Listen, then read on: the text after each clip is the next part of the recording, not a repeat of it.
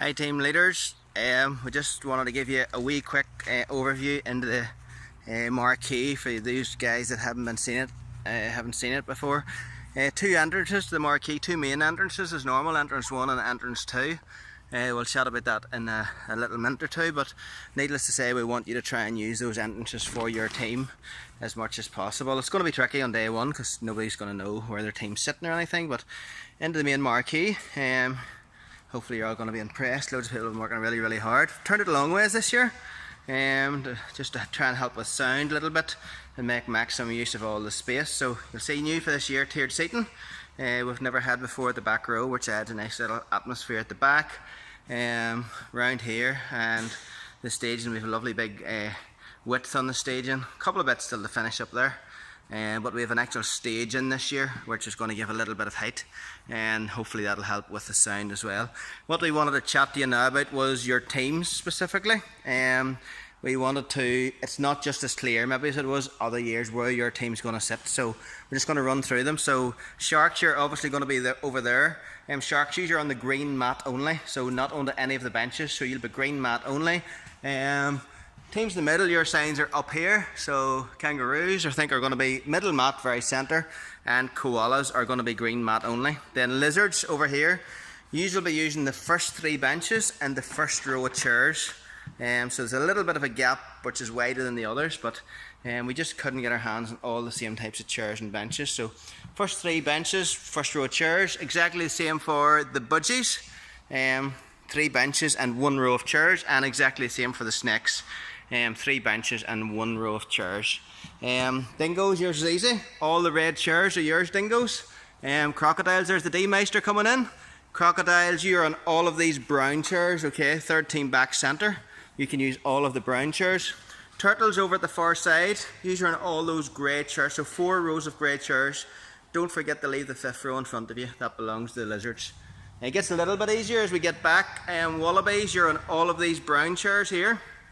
And we have the Wombats in the middle, you're in the centre aisle, all in the red chairs, and Surfers, you're all in the brown chairs over on that side.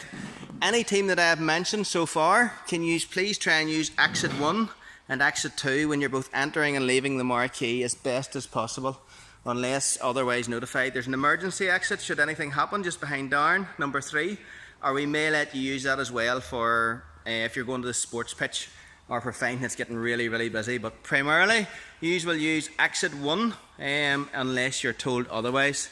So back here then we have 3 rows of 11 for, that's the possums. So 3 rows of 11 on these red chairs, that's for the possums.